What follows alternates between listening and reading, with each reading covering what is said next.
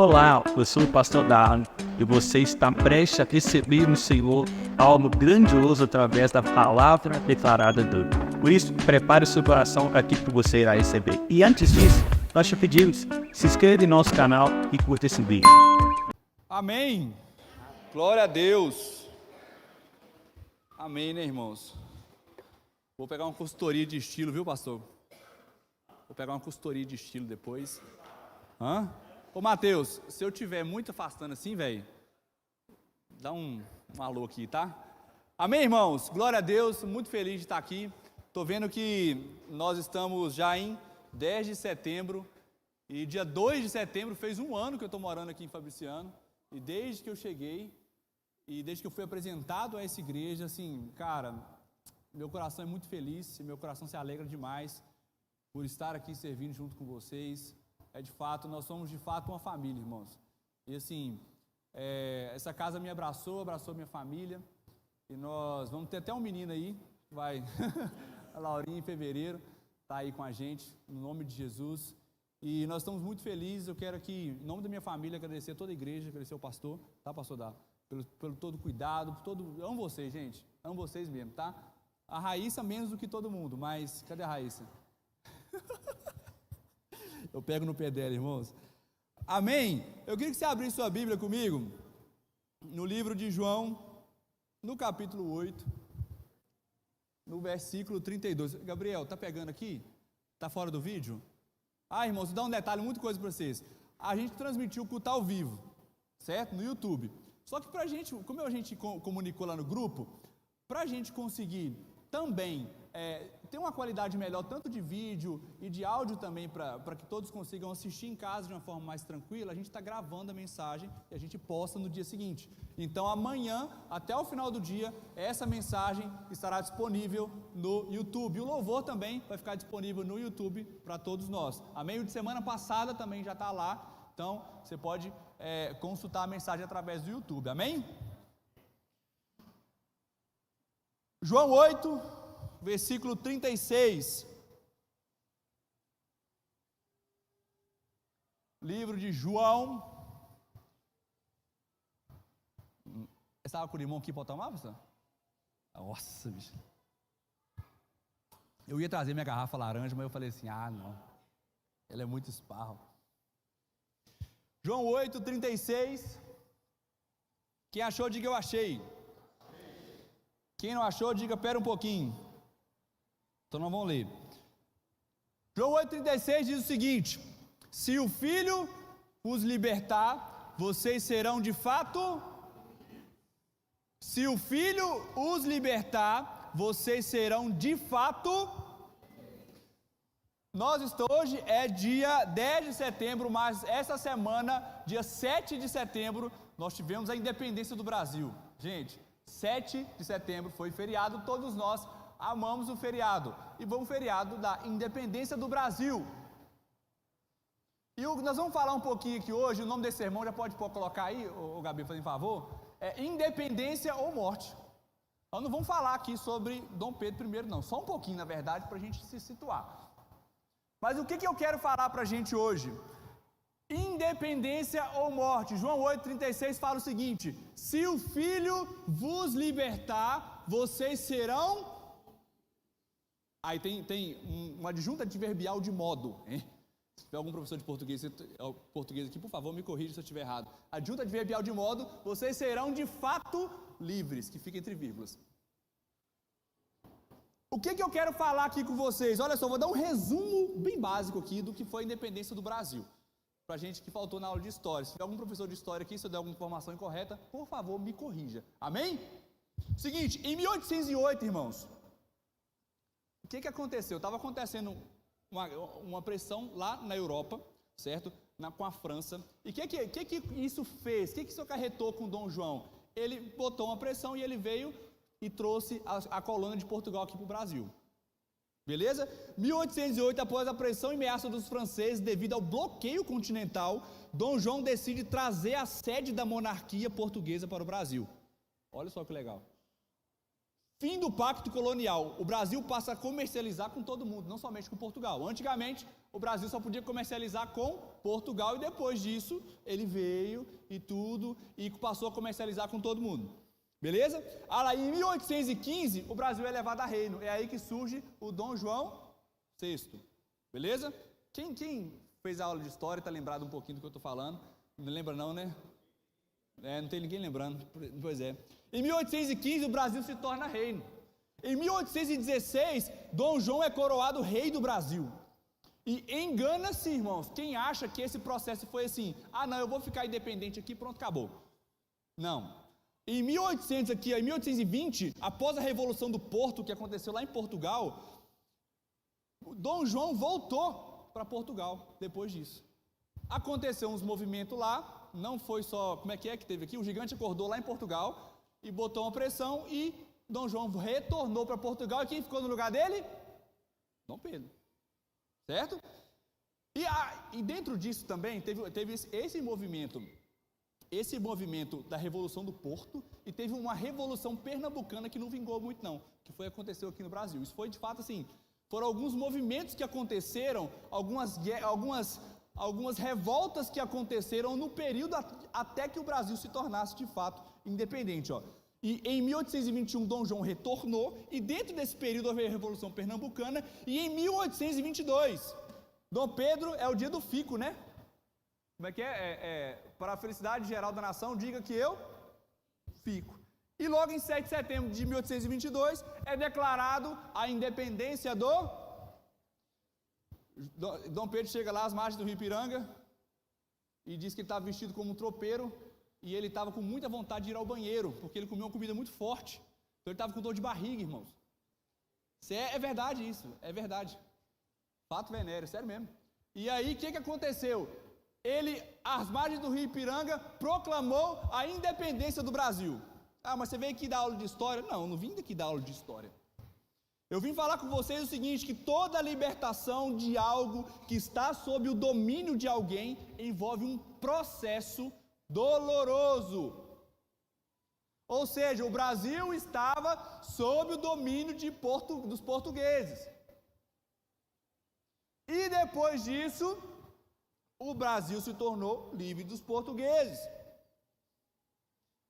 E a gente vai entender, mas eu não vim dar aula de história, eu vim falar que até no contexto bíblico, esse processo de estar sob o domínio de algo ou de alguém, e para que tudo seja, para que as coisas sejam livres, demora tempo, amém?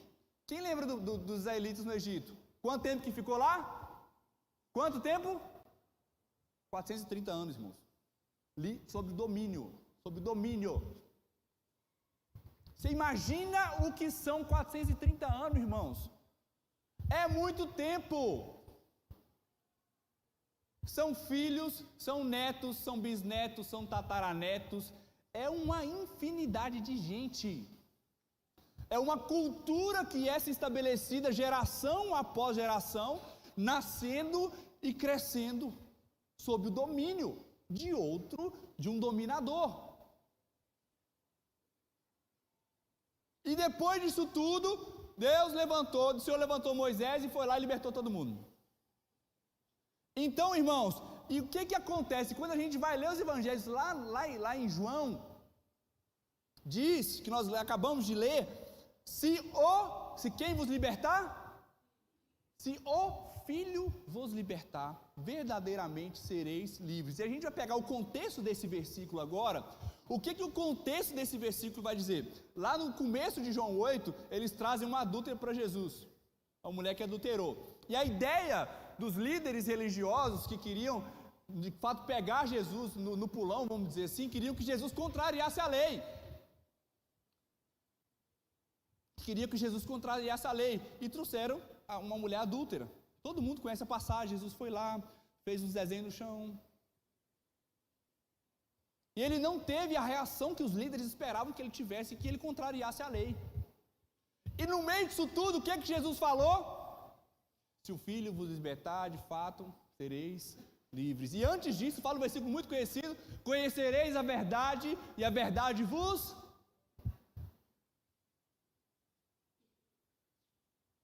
Eu quero falar aqui com vocês hoje que existe alguém olhando as suas prisões.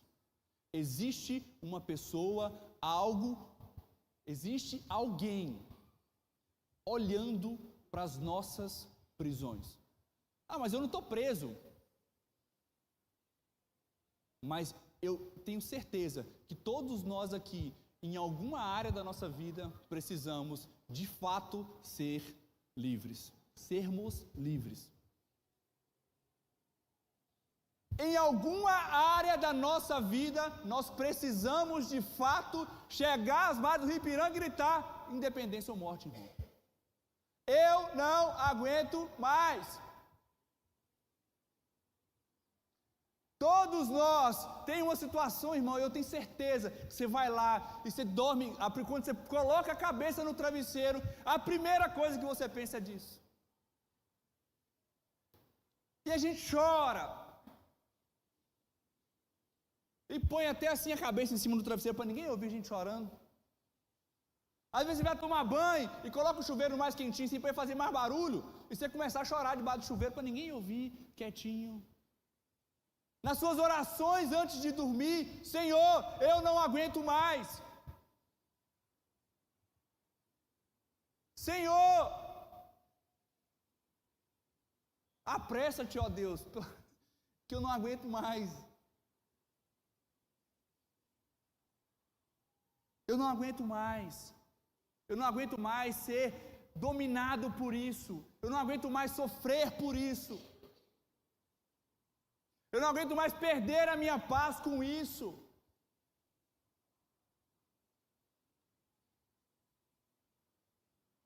Apressa-te, Senhor. E eu separei algumas coisas que o Senhor foi trazendo ao meu coração, para que a gente de fato refletisse e que o Espírito Santo trouxesse a nós a luz do que precisamos de fato ser livres. E existe uma libertação, irmãos, que só o Filho traz.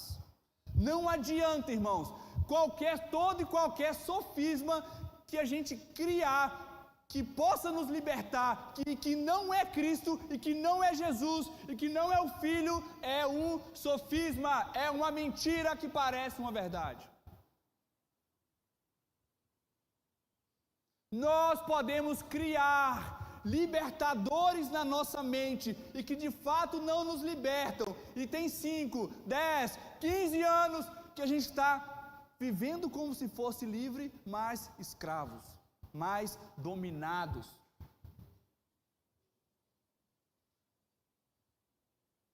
Ah, mas parece que eu vim aqui, eu vim para Jesus e tal, mas não mudou ainda.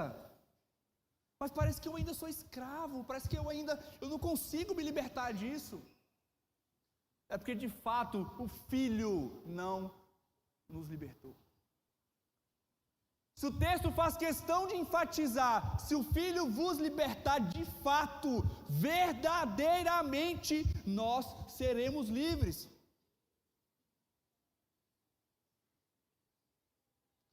E a primeira coisa que eu queria que a gente refletisse sobre o que nós precisamos ser livres e independentes, primeiro ponto é opinião dos outros. Ai, irmãos. Olha a pessoa que está do seu lado e fala com ela assim: opinião dos outros.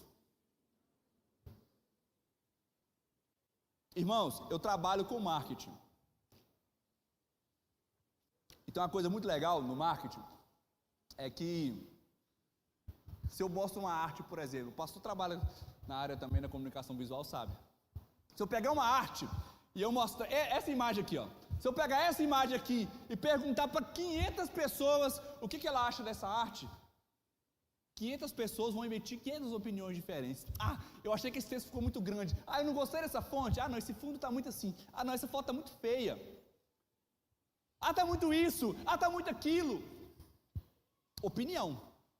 Então, se a gente perguntar para 500 pessoas, 500 opiniões diferentes, a gente vai ter. E a gente precisa entender, irmãos, e ser livres disso. Por quê? Porque a gente precisa correr de opinião. Opinião, irmão, todo mundo dá. E sabe qual que é o problema da opinião? É que, não, eu quero saber uma opinião sobre determinada coisa. Aí o que eu faço? O que o meu ego faz? Eu vou procurar alguém que me dê uma opinião que eu queira ouvir. Então a gente faz o quê? A gente está preso, cativo por conta de pecado, e o que a gente faz? Ao invés de a gente procurar o conselho, que é o segundo ponto, a gente procura quem? Opinião, até que de fato a gente tenha uma opinião que massageie o nosso ego. Não, irmão, pode continuar fazendo isso, porque afinal, nossa, olha o tanto que você sofreu na vida, né, tadinho? Olha o tanto que você sofreu. E a gente começa a buscar opinião aqui, opinião ali, opinião lá. E tem gente buscando até opinião sobre a Bíblia, irmão. Não, mas é tanto assim que a gente está até ouvindo agora, né? Não, porque a democracia, ela é relativizada. É porque eu tenho uma opinião diferente sobre isso. Eu tenho opinião. O mundo está cheio de gente que dá opinião e dá pitaco, irmão. E a gente está fazendo o quê? A gente está levando a nossa vida com base em opiniões. A gente está levando a nossa vida com base em achismos. A gente não está levando a nossa vida com base na verdade. A gente não procura de fato aquilo que a gente precisa ouvir. E a gente fica escravo. E a gente fica sendo refém. Às vezes tudo que você precisa ouvir, irmão, fala assim, toma vergonha na sua cara. Toma vergonha na sua cara. E a gente está procurando o quê? Irmão, né? Mas pode fazer isso, né?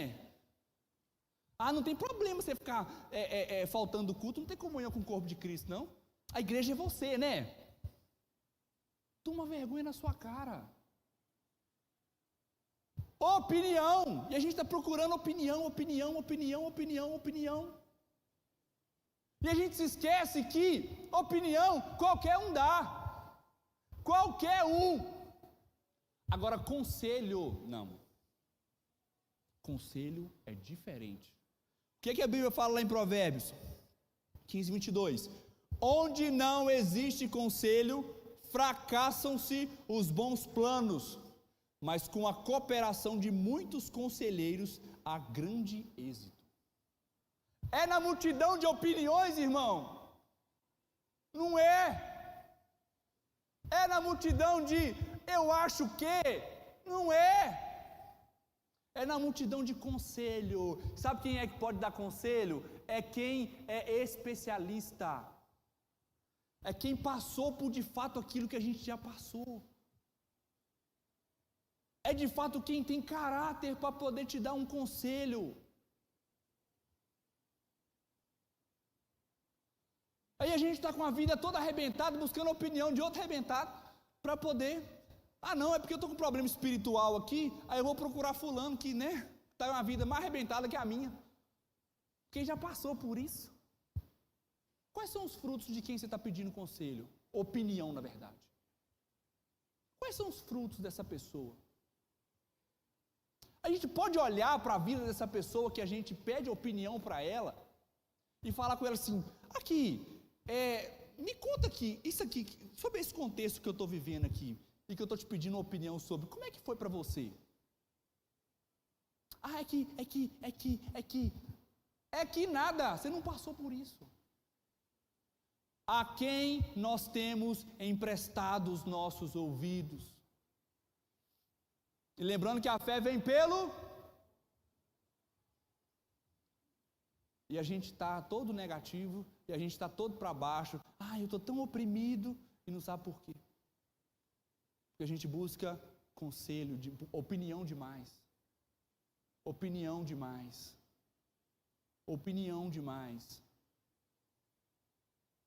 A quem nós temos emprestado os nossos ouvidos? A que nós temos emprestado os nossos ouvidos? Quem nós temos dado autoridade para falar aos nossos ouvidos e semear no nosso coração, irmãos? Quais verdades, quais coisas nós ditamos como verdade com base em uma opinião? Com base em uma opinião. E a gente está escravo. E a gente está preso. A gente não consegue ser independente. Cristo está nos chamando para vivermos como livres. O Filho está aqui hoje para nos libertar, para que nós de fato sejamos livres. Mas a gente insiste em ouvir opinião. E opinião muitas vezes não tem a ver com o nosso propósito, irmãos. Opinião muitas vezes não tem a ver com, na grande maioria das vezes, não tem a ver com o nosso propósito. Porque a gente pega uma opinião de quem não tem nada a ver e fica dando pitaco no seu propósito.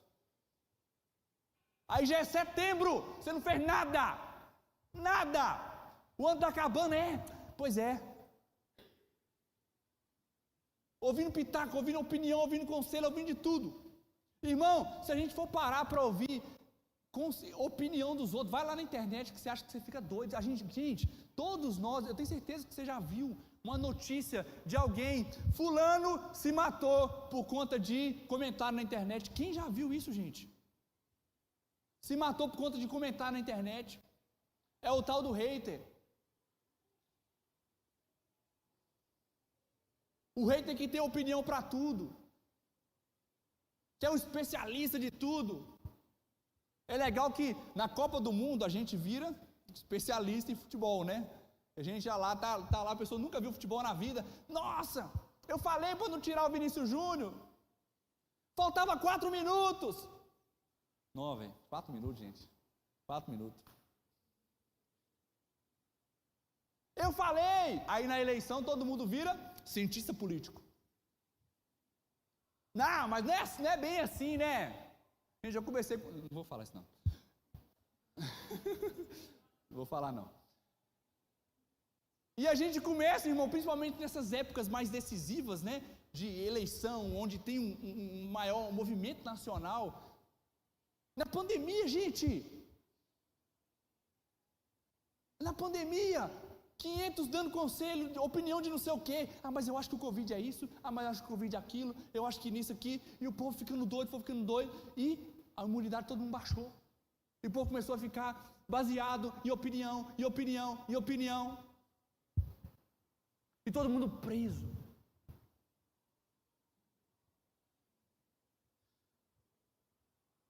Que a gente busque, irmãos, os conselhos. Fala a pessoa que está do seu lado, busque o conselho. Sabe qual que é o inimigo do conselho, irmão? É o ambiente errado. O inimigo do conselho é o ambiente errado. Sabe por quê? Se a gente está no ambiente errado, a gente começa a ouvir só opinião. Só opinião. Eu quero te perguntar, eu quero que a gente faça uma reflexão sobre quais ambientes nós temos frequentado. Sobre quais ambientes nós fazemos parte. Onde nossos pés têm caminhado? Onde os nossos pés têm caminhado, irmãos? No ambiente que você está, no ambiente que você frequenta, de fato condiz com o seu propósito. As pessoas podem falar o seguinte: não, eu não vou fazer determinada piada não, porque a pessoa está aqui, então eu não posso fazer essa determinada piada. Chegou o crente, hein? Chegou... Gente, as pessoas têm esse filtro com a gente? Ou todo mundo chega para você e conversa de tudo, fala de tudo, e a gente dá ouvido para tudo? É isso mesmo.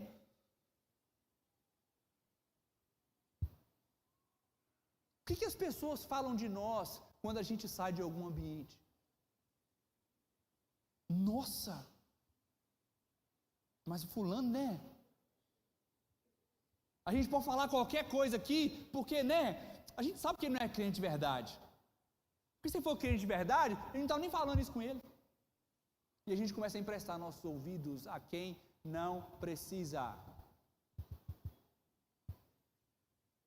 A gente começa a fazer o quê? Irmãos, quantas vezes a gente... essa questão de ambiente é uma coisa tão importante, é uma coisa tão fundamental,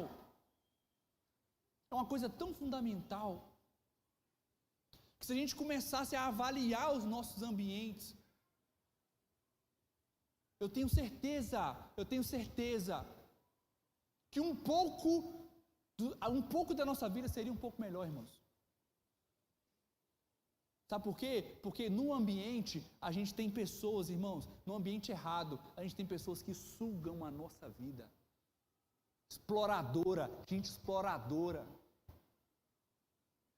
Gente que tem um prazer de falar alguma coisa para te machucar, para te ferir. Gente que tem um prazer de te colocar para baixo. Gente que tem um prazer de falar não vai dar certo. Você está querendo fazer isso? Olha a casa que você está, olha a sua família. Você acha que você vai sair alguma coisa daqui? Mas você está querendo fazer isso? Você está querendo empreender mesmo? Olha o tanto de gente da sua família que quebrou. Lá vai, olha lá, está querendo pagar de riquinho agora. Lá vai casar. A mulher não vai aguentar 2 anos. Porque, nossa, fulano é preguiçoso demais. E a gente está nesse ambiente, irmãos. A gente está nesse ambiente. Expondo a nossa vida para pessoas, para qualquer um. A nossa vida é um lote sem cerca, sem proteção nenhuma. Onde todo mundo chega e dá uma opinião e a gente acata. Todo mundo chega e dá uma opinião e a gente, é verdade mesmo, porque a gente não conhece a palavra, quem de fato nós somos. A gente não tem de fato pessoas do nosso lado que falam assim, ô fulano, muda de vida. Ô fulano, conserta isso, conserta aquilo. Sabe o que a gente fala para esse tipo de pessoa que dá conselho para a gente? Não, essa pessoa aqui, não. Mas você é muito sincero, você não pode falar as coisas desse jeito não, que eu fico ferido, que eu fico machucado. Sabe quem é que está machucado? É seu ego que precisa morrer. E a gente precisa ouvir a verdade, irmãos. A verdade. Mude o seu ambiente para a gente mudar aquilo que a gente ouve. Mude o seu ambiente para que a gente vai ser livre. A liberdade, irmãos, começa no seu ambiente. E a gente está submisso a esse tipo de gente, irmãos. A gente submete os nossos filhos a esses ambientes, onde tudo é normal, onde isso é normal, onde infidelidade no casamento é normal, onde um menino ficar 24 horas por dia numa tela é normal.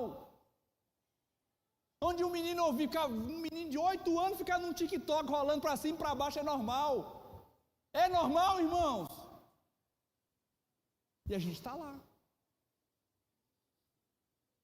Mas é só um pouquinho, menino. Não, mas você é muito chato, né? Eu sou chato. E a gente está emprestando nosso ouvido para esse tipo de gente. E a gente está com o ouvido aberto a opiniões. E a gente afasta as pessoas que nos querem dar conselhos. E a gente afasta essas pessoas. Avalie o seu ambiente. Fala para a pessoa que está do seu lado, avalie o seu ambiente. Eu já falei aqui que a gente precisa ser liberto da opinião dos outros e da não busca pelo conselho. O terceiro aqui, a terceira coisa que a gente precisa ser liberto é dos nossos sofismas. Eu falei aqui, já comentei aqui, alguns minutos atrás, que o sofisma é uma mentira que parece qual que é a estratégia de alguns? Eu vou falar uma mentira 1000 vezes, para que ela se torne e se torna uma verdade, irmão? Não se torna uma verdade. Uma mentira dita 1000 vezes não se torna verdade. Mentira é mentira, irmãos.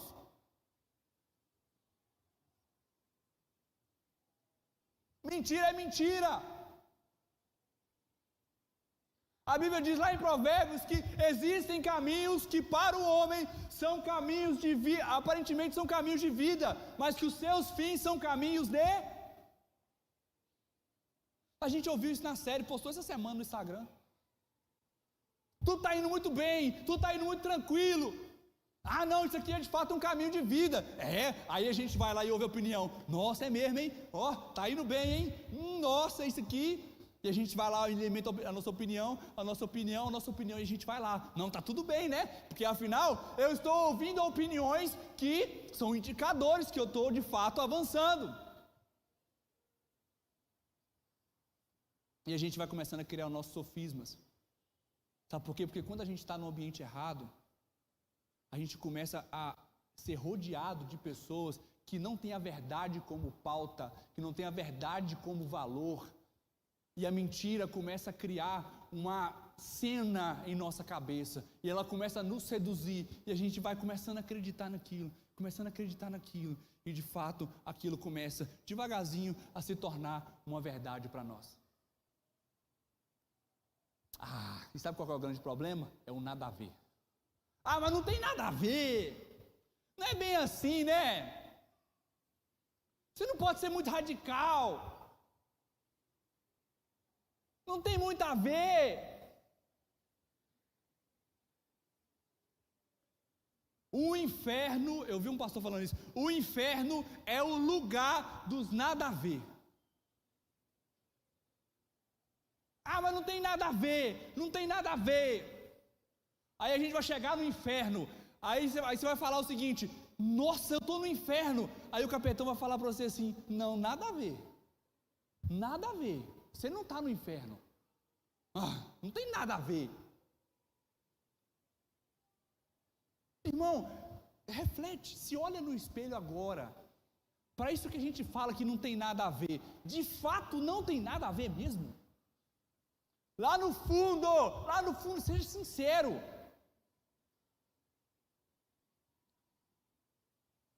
A gente não quer olhar a verdade, e que de fato tem a ver sim. Mas a gente prefere continuar escravo. A gente prefere continuar sob os domínios da mentira. A gente prefere continuar sob os domínios que nos prendem, que nos atrasam. E a gente está com a vida toda arrebentada, a gente está com a família toda arrebentada, a gente está com a vida profissional toda arrebentada, com a vida financeira toda arrebentada, e não sabe por quê, irmãos.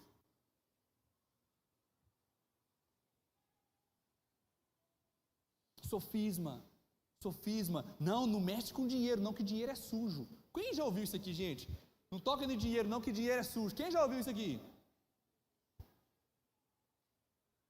Não, dinheiro é sujo, não toca no dinheiro, não. Agora não precisa nem tocar, né? Tem Pix. Não toca dinheiro, não, que dinheiro é sujo. Não, é porque a mulher que de fato assim, né, o homem mesmo ele precisa só trabalhar. A mulher, não, tem que ficar em casa mesmo, tem que fazer não sei o quê. Aí a gente ouviu essas mentiras. E a gente está afundado em sofismas.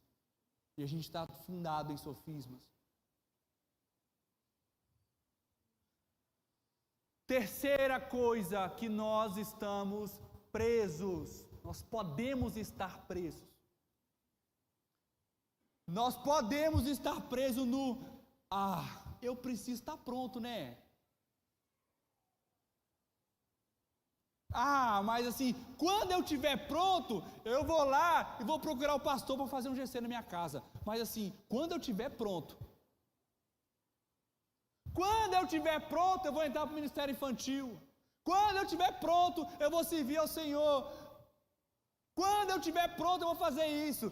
E sabe quando que a gente vai estar pronto? Nunca! Quando eu estiver pronto, eu vou casar. Quando eu encontrar o marido pronto, eu vou casar.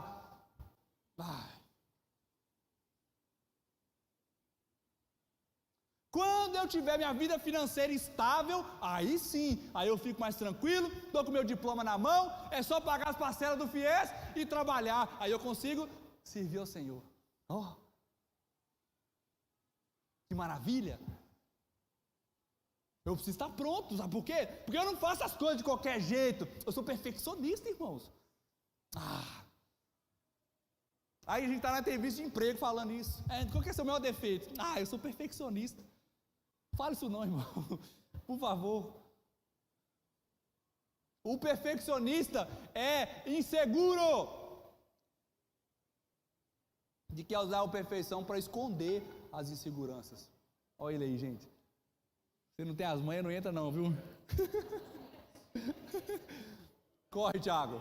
Corre, Thiago. Vai lá. Aí ele vai pegar a baqueta, hein, irmão? Olha lá.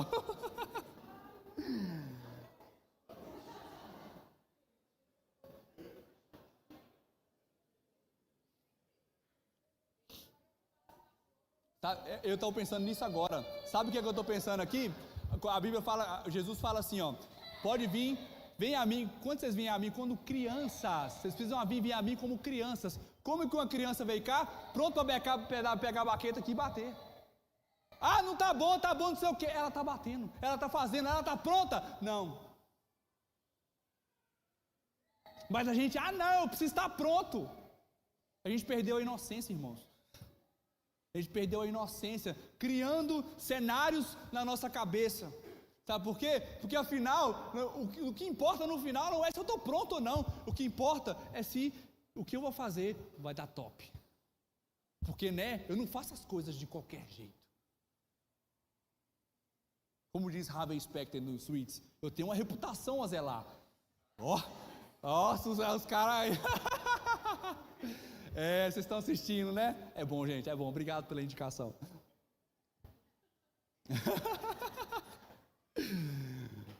Eu preciso estar pronto.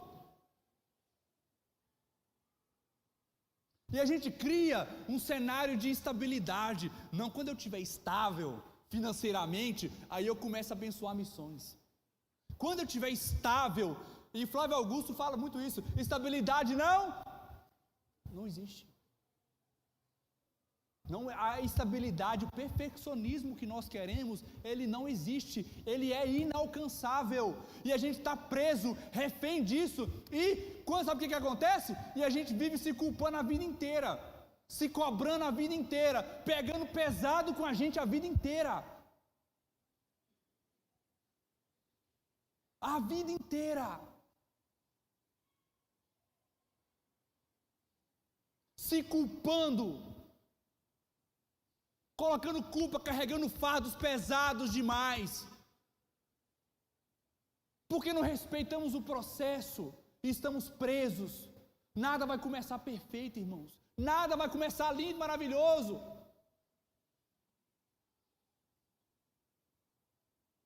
A gente precisa se entregar do jeito que a gente está. Só que a ideia não é somente se entregar do jeito que está, mas é não permanecer da forma que está. Senão a gente entra no comodismo, né? A gente precisa ser livre disso, irmãos. A gente precisa começar, irmãos. Começa. Fala a pessoa que está do seu lado, começa. Fala assim, amanhã é segunda. Começa.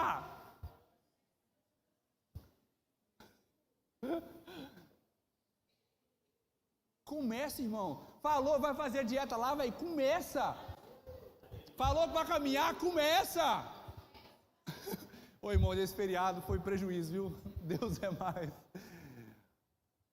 Começa. Fala que vai fazer e faz. E a gente conta mentira para a gente mesmo, a gente vai lá, programa, fala que vai fazer, chega na hora de fazer e não faz. Aí sabe o que a gente começa a entender? Que não, é que a minha palavra não tem peso nem para mim mesmo. Aí a gente vai se enganando, ficando preso na culpa, preso na culpa, porque a gente não tem moral nem com a gente mesmo. Fala para a pessoa que está do seu lado, você não precisa estar pronto, você precisa começar. Outro ponto. E a Gessiana eu via lá na academia, irmãos. Começou. Outra coisa que a gente precisa ficar livre, irmãos. E gritar independência ou morte hoje. É da culpa pelo nosso passado. Irmãos. Eu já vi pessoas com a vida toda arrebentada, que não consegue avançar, que não consegue dar um passo, porque não consegue olhar para frente, porque não consegue. Vou te dar uma dica hoje: faça as pazes com o seu passado. Mas meu passado foi muito ruim. Mas é ele que trouxe você aqui. Mas olha o que fizeram comigo. Amém. É isso que te formou a pessoa que você é hoje. Mas abusaram de mim. Amém. Faça as pazes com isso. Obrigado, Senhor, porque isso me tornou uma pessoa melhor. Eu estou aqui disposto a seguir e olhar para frente. Não se culpe, se perdoe pelo seu passado, irmãos. Se perdoe pelo seu passado. Olha para trás e fala: amém, aconteceu, eu aceito, Senhor, que hoje eu sei que isso me trouxe até aqui. E a gente fica se colocando: eu sou o meu passado. Você não é o seu passado. Você não é o seu passado.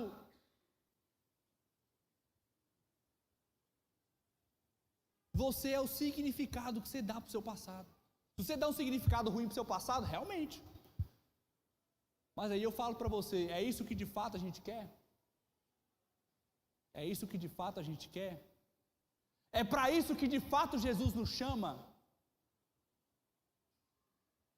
É para isso que de fato Jesus nos chama? É para essa liberdade que Jesus nos chama? Para vivermos nos culpando, carregando fardos pesados?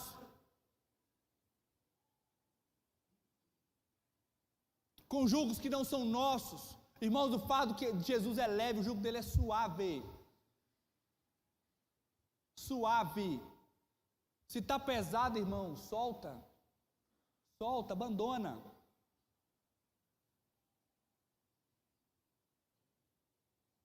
A gente precisa ser livre da culpa pelo nosso passado. O que o seu passado representa para você?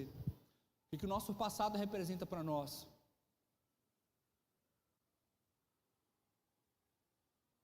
Qual conselho nós recebemos a respeito do nosso passado e qual opinião a gente ouve a respeito do nosso passado? Com base em opiniões que nós ouvimos a respeito do nosso passado, hoje nós tentamos justificar as nossas ações. Com base em opiniões e não em conselhos. Não, eu vou fazer isso aqui por conta disso que aconteceu comigo lá atrás. Porque eu não fiz as pazes com o meu passado, eu não me libertei das culpas do meu passado, e eu estou agindo assim agora com base na culpa, e não com base naquilo que eu preciso fazer. Com base na opinião e não com base no conselho.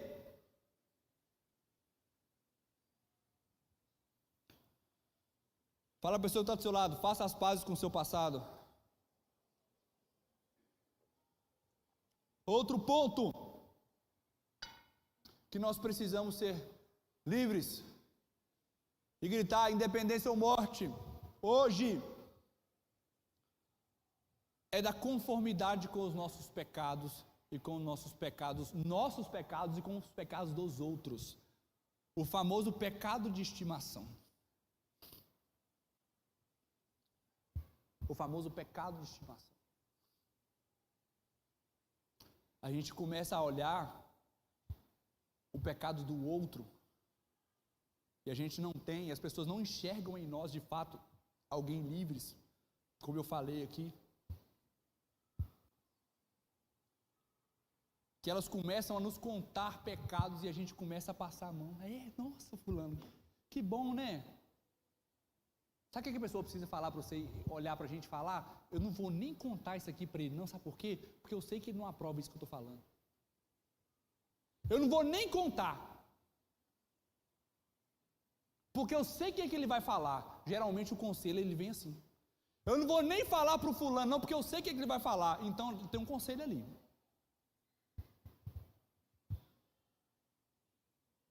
Quais pecados de estimação a gente tem tido? E o legal é que pecado de estimação, não só o pecado, vamos pegar, quem tem um bichinho em casa, assim, um animal, um cachorro, um gato, eu descobri, irmãos, que tem uma vizinha em frente à minha casa, que ela criava um porco de estimação, porco, misericórdia, aí ela falou que levou para a roça, porque o porco começou a quebrar o apartamento, meu Deus,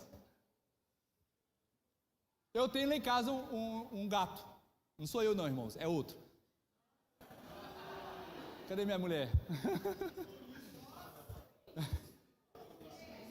O nome do gato que o Heitor deu chama Mildinho. É o nome do gato, irmão. Foi o Heitor, é verdade. E o Mildinho, ele não pega meio com 3 meses, ele vai crescendo. Aí a gente chega em casa, ele está atrás da porta, e ele vai, e ele começa a alisar na gente, e fica perto da gente. Ei, como é que você está? E tá, faz um carinho no gato. E o cachorro, ele é mais espalhafatoso, né? Ele corre, ele fica mais feliz quando vê o dono. O gato é mais frio um pouco, mas ele é tão carinhoso quanto. Mas é um bichinho de estimação, e o nosso pecado é do mesmo jeito. E o cachorro, irmãos, eu tenho uma pessoa que mora no meu prédio, que todo dia eu estou voltando do escritório, eu saio do escritório, busco o Heitor e vou para casa.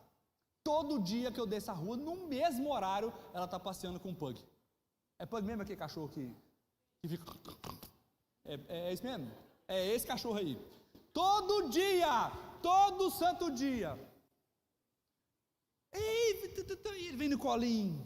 Oh, que lindo, que fofinho. Oh, bate palma, dá um petisco. Põe ração, dá banho. Leva no veterinário. Porque afinal ele é de estimação, ele não pode morrer. Então eu levo em alguém que trata, alguém que dá opinião. E a gente está tratando nosso pecado de estimação com opinião. Tratando nosso pecado de estimação. E ele está lá, e ele está lá. E o pecado de estimação está lá. Todos os dias. Dorme com a gente. Tem gente que permite. Dorme com a gente. Cachorro, quem dorme com bicho aqui, gente? Tem gente que dorme com bicho na cama. A minha mulher não deixa, não. Eu ia falar outra coisa aqui, mas deixa lá. E a gente está lá, fazendo carinho no pecado de estimação. Olha que bonitinho, vou dar um petisco. Oh, meu pecado de estimação não pode morrer, eu vou lá levar no veterinário. Ah, que bonitinho, tão lindo, né? Vou levar para passear. Tem igreja, irmão, que até culto de pet tem, olha que... Meu Deus. Imagina os cachorros orando assim. E o pecado de estimação está lá todo dia, todo santo dia, e está lá, e a gente passeia com ele todo dia, e fala, ó que bonitinho. E a gente começa a ficar preso. Tem um trem nesse, aqui outro. Amém. Preso no pecado de estimação. 5 anos, 1, 2, 3, 4, 5 anos com a mesma coisa. A gente olha uma novela, uma série, e o cara está lá, traindo a mulher, e a gente está bem feito, sua boba, bem feito, e a gente aplaude, aí dá janeirão, o que começa o janeirão? Big Brother, a gente está lá no Big Brother lá, aplaudindo assim, A gente está aplaudindo o pecado invadir a igreja, ficar lá.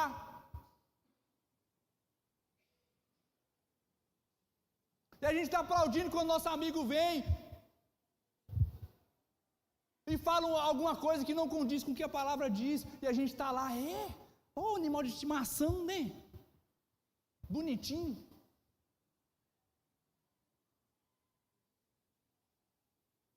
E a gente alimenta nossas culpas. A gente alimenta os nossos sofismas, e a gente alimenta E a gente alimenta, e a gente alimenta, e a gente está cada vez mais preso. Cada vez mais preso. Cada vez mais preso. E quanto mais preso ficamos, menos indignado ficamos. A gente está morrendo afogado rindo. É normal. Não. O barco está afundando e a gente está assim, igual os do Titanic lá tocando. Mais perto quero estar. E o barco está afundando. E nós, meu Deus. E o povo tudo correndo. E nós, de ti. Rindo, tranquilo. Está tudo bem. Tudo vai se resolver. E a gente está preso. Preso a pessoas, irmãos, que Deus falou o seguinte: sai de perto dessa pessoa. A gente está preso a pessoas que Deus tirou da nossa vida, e a gente está insistindo para essa pessoa ficar. A gente está preso a ambientes tóxicos, abusivos, irmãos. A gente está preso. E a gente não consegue falar um basta, não consegue falar um chega. A gente não consegue ser independente.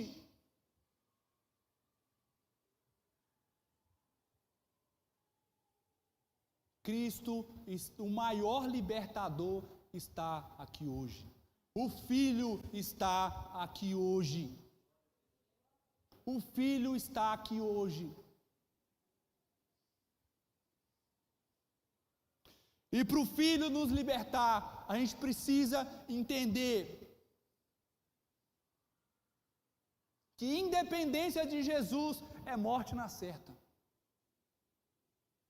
Você pode ser livre de tudo, irmãos. Você pode ser independente de tudo, menos de Jesus.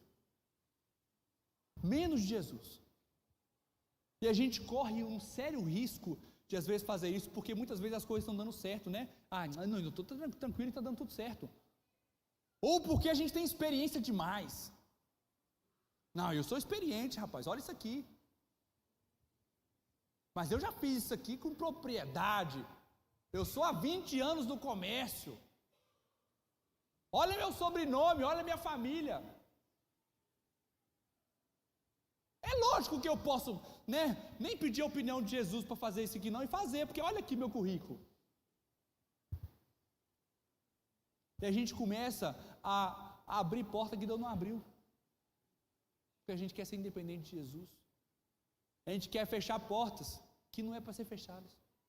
E tem uma passagem, eu não estou lembrando dela aqui agora de cabeça, onde é aberto um caminho para que Paulo passasse por ele, e ele não vai. Tem porta, irmão, que ela vai ser aberta, mas que a gente não vai passar por ela.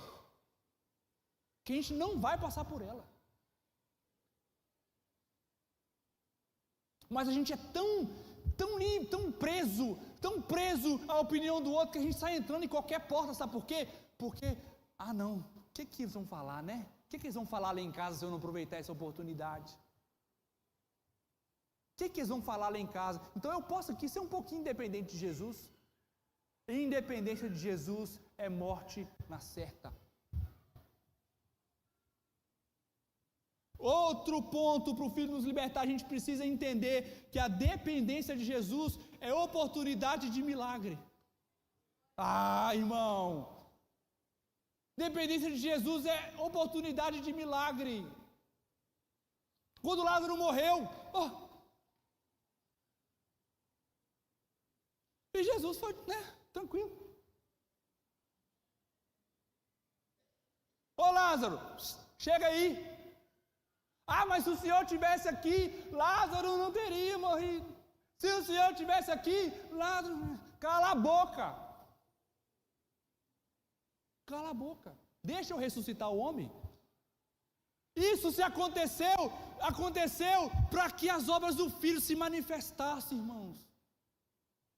A dependência de Jesus é oportunidade de milagre. E existe a dependência de Jesus, e existe o que de fato nós mesmos precisamos fazer. Sabe por quê? Eu falei isso aqui no culto logo que eu preguei. Quando Jesus chegou lá para ressuscitar Lázaro, o que Jesus falou para o pessoal? Jesus podia fazer igual a Jim Gray, pegar a pedra assim, ó, e tirar voando. O que Jesus fez? Mandou os soldados fazer? Rola a pedra. Jesus podia mandar lá tirar a pedra. Quando Jesus transformou água em vinho, chegaram para o marido e falaram assim: o que nós vamos fazer? Ele falou assim: faz tudo que mandar, só faz. Jesus podia lá pegar tudo e fazer tudo, entregar tudo pronto? Podia, irmãos. Tem coisa que a gente precisa fazer, amém? Agora, quando a gente já fez tudo que a gente precisa fazer, tudo que a gente precisava fazer, e ainda não surtiu efeito, irmãos, aí a dependência de Jesus entra. É aí que vem a oportunidade do milagre. Jesus, eu já fiz tudo que eu podia fazer. Eu já tirei meus jogadores de campo, entra com os jogadores do Senhor. Eu já fiz o que eu podia fazer, agora é com o Senhor. Só que sabe o que acontece? É que às vezes a gente não quer tirar o nosso time de campo, vamos dizer assim, e deixar com que Jesus lute as nossas lutas, porque no fundo, a gente não confia que vai dar certo. A gente não confia que Ele vai fazer o milagre. Sendo que é promessa, irmão. Deus já falou comigo, Deus já falou com você, é promessa. E a gente está lá. No fundo, a gente não acredita. Por isso que no fundo, a gente não depende. E a Bíblia fala: entrega o teu caminho ao Senhor e confia. Eu falei isso aqui também da outra vez. É tipo assim, você está dirigindo e está a pessoa do seu lado. Vira aí. Dá seta. Cadê a Carolzinha com o Gabriel? Dá seta. Você vai bater. Que mulher que é assim, gente? Levanta a mão, mulher que faz isso com o marido. Tem, eu sei que tem. Eu sei que você não levantou você não levantou a mão, mas eu sei que você está aí.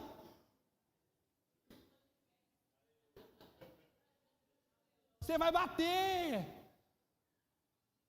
Ô irmão, se você entregou o caminho, confia. Confia.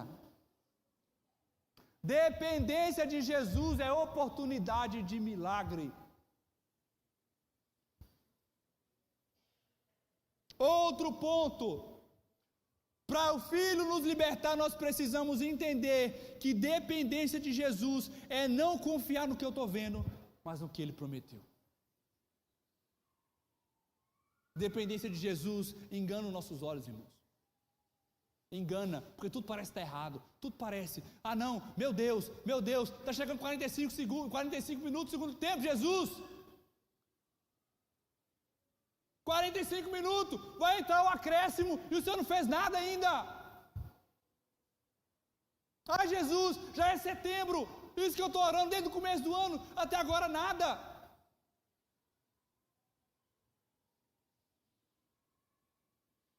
E a gente trai a nossa fé com aquilo que a gente vê. Trai a nossa fé é traída. E a gente começa a se pautar por aquilo que a gente está vendo e não no que Jesus prometeu. E a gente começa a se pautar no que a gente está vendo, fortalecido, sabe por quem? Quem que eu falei aqui que fortalece isso? Os ambientes. E quem que eu falei aqui mais cedo sobre a questão dos ambientes? É que o ambiente está cheio de opinião, que está cegando a nossa vista, que está apagando aquilo que Jesus prometeu da nossa vida. A verdade de Jesus para você, ela é para você. Ela não serve para o irmão que está do lado, ela é sua. Ela é sua. E só quem de fato pode te dar um conselho, não sei porque eu estou falando isso um monte de vezes, só quem de fato pode te dar um conselho, irmãos, está no mesmo propósito que você. Em nome de Jesus. Aquilo que a gente está vendo não é o nosso fim. Aquilo que está acontecendo hoje não é o seu fim. Confia. Confia.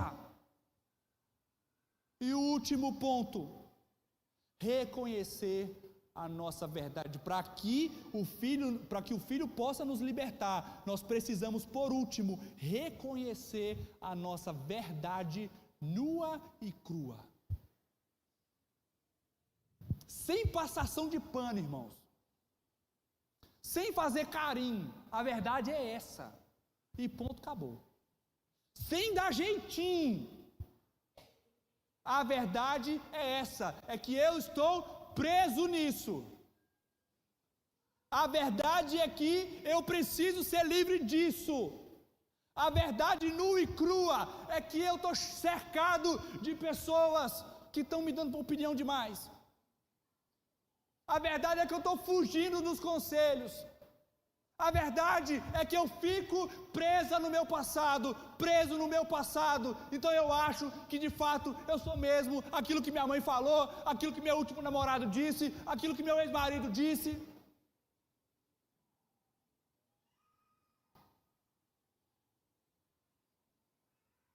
Reconheça a sua verdade nua e crua. Eu preciso ser livre disso. Eu preciso me libertar do pecado de estimação. Eu preciso acabar com esses pecados que me norteiam de aplaudir pecado dos outros.